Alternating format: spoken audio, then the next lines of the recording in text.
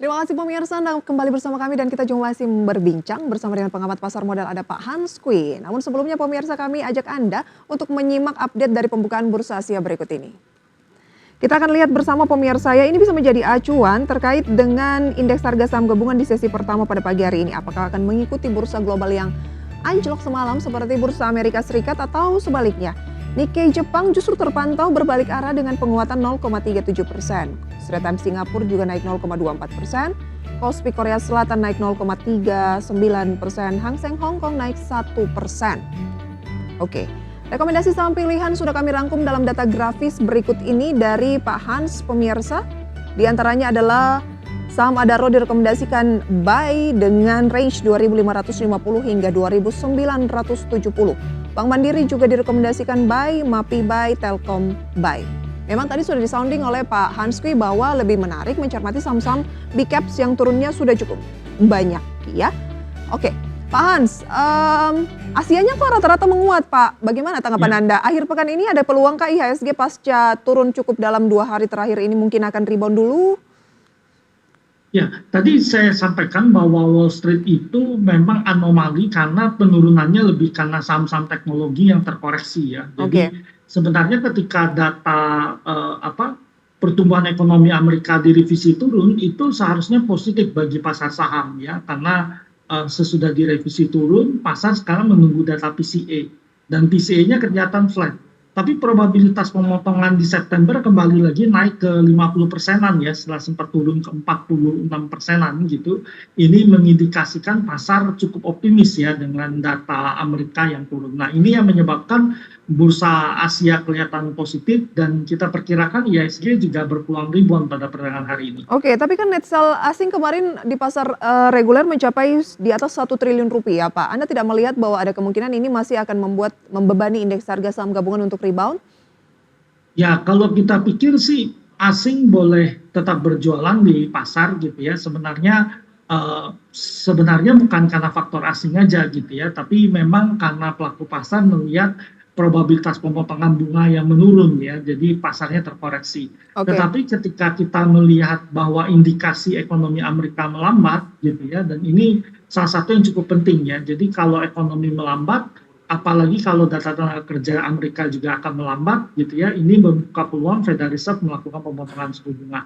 Rasanya kita sekarang ada di ujung ya pergerakan bahwa pasar cukup volatile di ujung dan kita sisa menunggu gitu ya, dan Federal Reserve pasti menurunkan suku bunga, tetapi pertanyaannya kapan gitu ya. Jadi selama dia belum memastikan penurunan bunga, pasar mengkonfirmasi itu sebagai higher for longer ya, sehingga terjadi koreksi rata-rata di aset-aset berisiko ya, termasuk saham sendiri.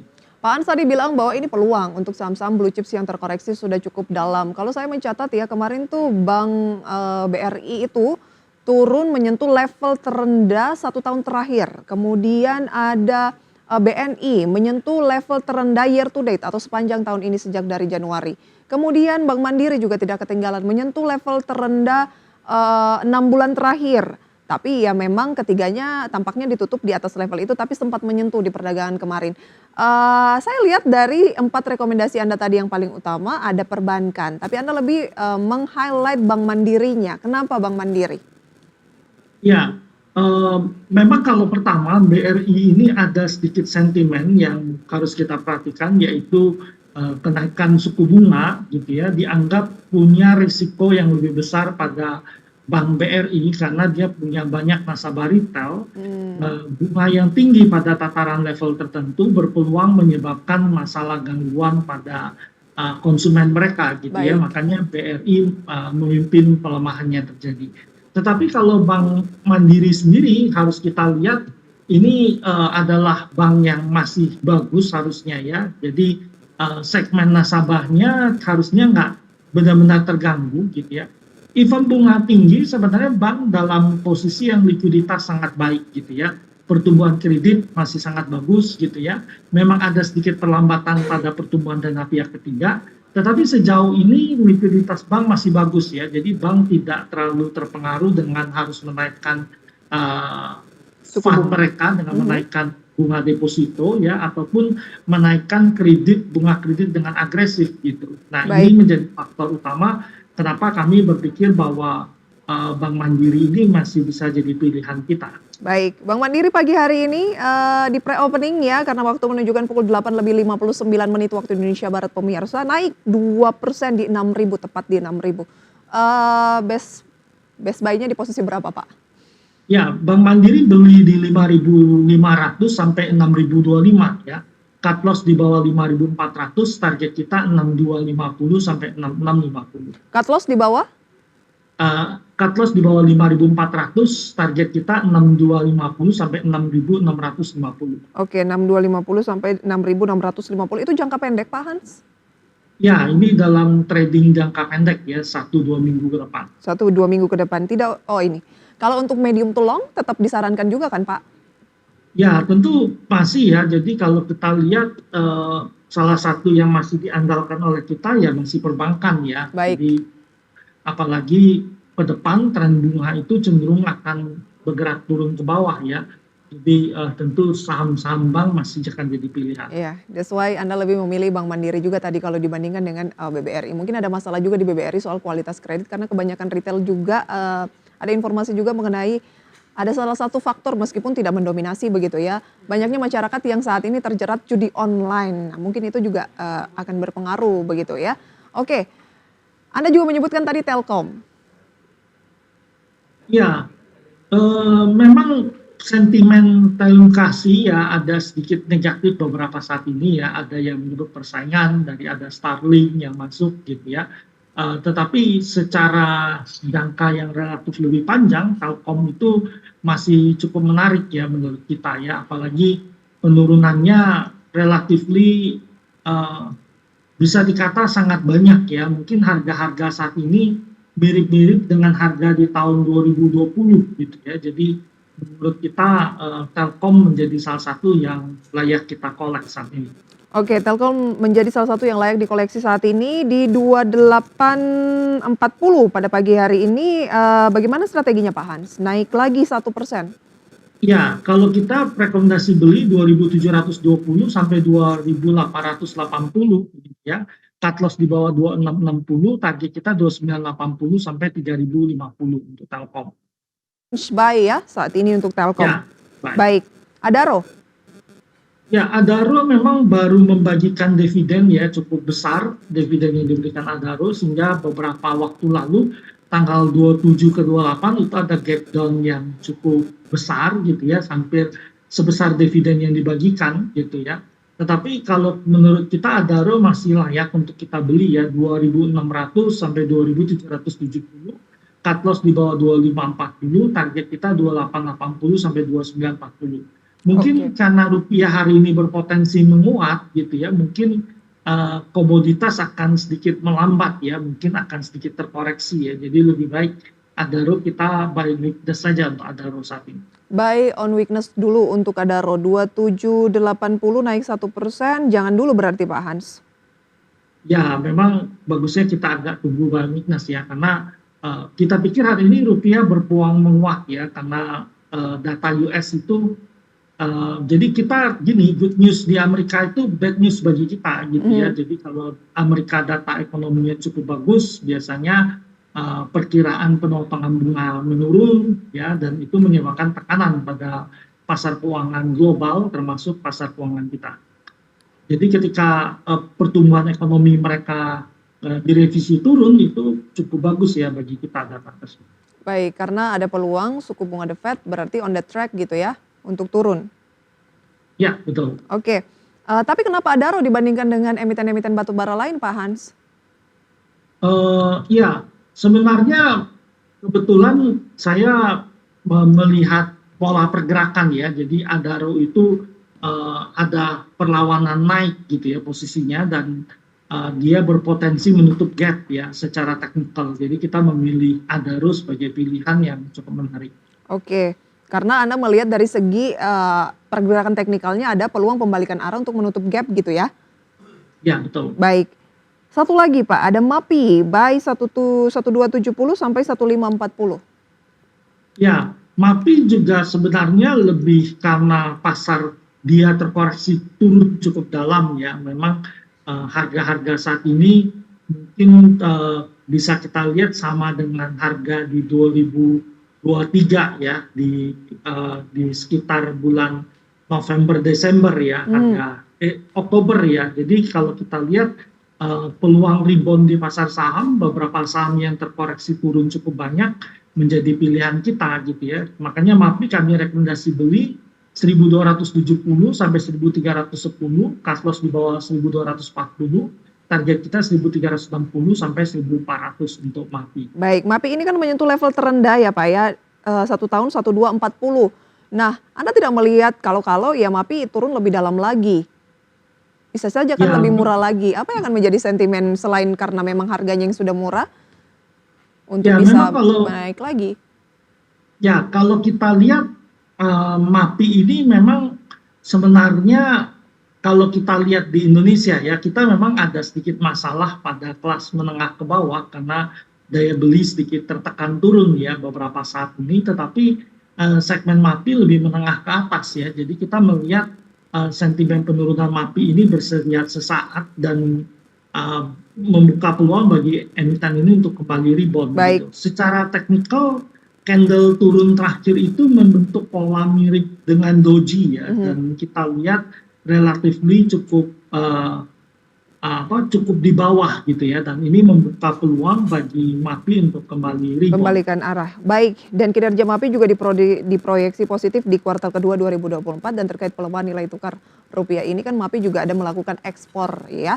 Jadi seharusnya Ya, cenderung positif untuk MAPI. Itu dia rekomendasi saham pilihan dari Pak Hans Sadaro, Bank Mandiri, MAPI, dan juga Telkom pemirsa. Hari ini Pak Hans minyak anjlok cukup dalam. Nanti akan kita ulas berikut juga pembukaan perdagangan pada pagi hari ini pemirsa. Di mana tadi sempat sudah saya intip begitu ya. Pukul 9 lebih 6 menit.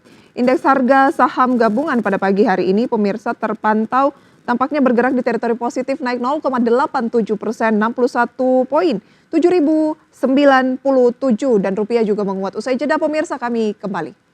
Terima kasih Anda kembali bersama kami pemirsa dan jelang akhir pekan atau menutup bulan Mei 2024 indeks harga saham gabungan dibuka pemirsa naik 0,85% saat ini pukul 9 lebih 8 menit di 7.094 dengan nilai tukar rupiah terhadap dolar Amerika Serikat juga menguat tipis 0,01% tapi masih di 16.200-an.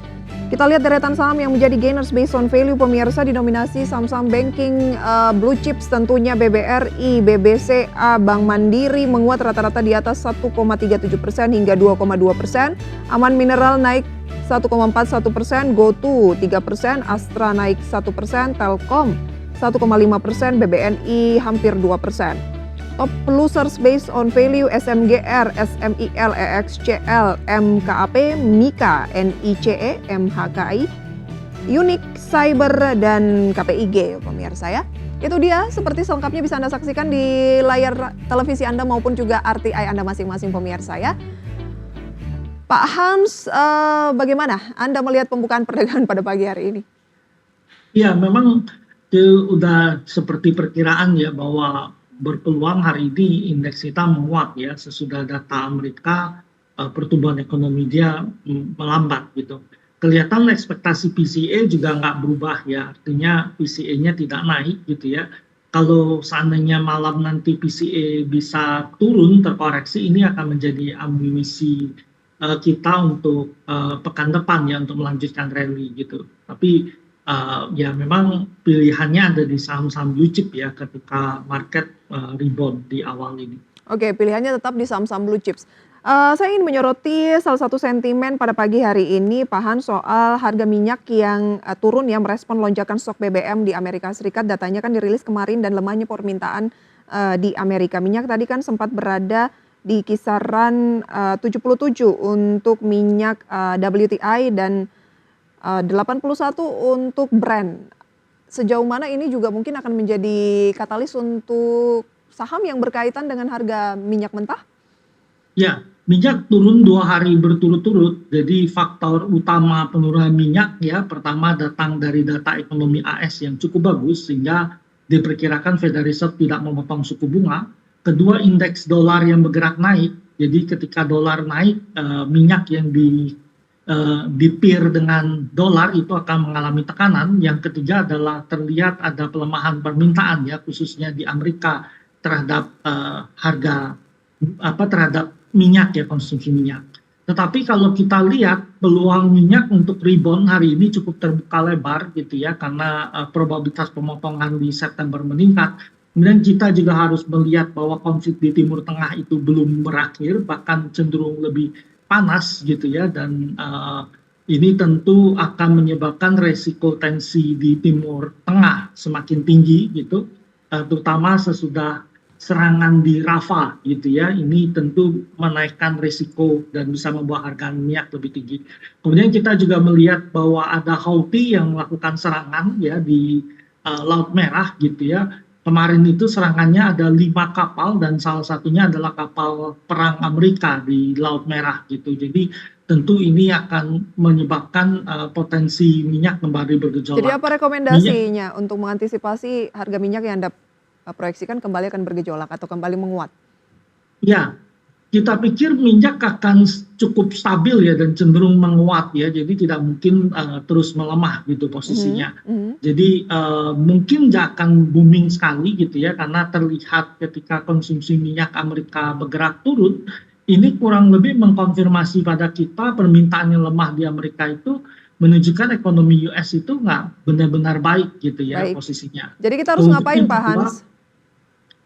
Ya minyak mungkin akan stabil ya kalau kita lihat ya. Jadi kita nggak terlalu merekomendasi juga Baik, saham-saham komoditas seperti minyak gitu. oke. Yang kedua kita menantikan OPEC yang kemungkinan akan melanjutkan pemotongan produksi 2,2 juta barel per hari gitu ya. Dan diharapkan ini salah satu yang menopang harga minyak akan relatif lebih stabil pergerakannya. Oke, Anda, itu dia analisis Anda soal harga minyak akan menguat, tapi cenderung lebih ke stabil, jadi Anda belum terlalu merekomendasikan, saham-saham yang terkait dengan ataupun sensitif terhadap harga minyak mentah dunia ya. Anda lebih menyoroti saham-saham big caps yang turunnya sudah cukup dalam seiring indeks harga saham gabungan yang melemah, big caps yang ada potensi memang, kembali rebound seperti yang sudah kita bahas tadi, Pak Hans ya? Ya betul. Baik, Pak Hans, terima kasih banyak masih, ada hal-hal yang ingin kita ulas tapi waktu kita terbatas. Sukses selalu untuk Anda Pak Hans, sampai berjumpa kembali. Ya terima kasih. Selamat pagi. Selamat pagi Pak Hans. Dan pemirsa lagi-lagi keputusan investasi kami kembalikan sepenuhnya ke tangan Anda.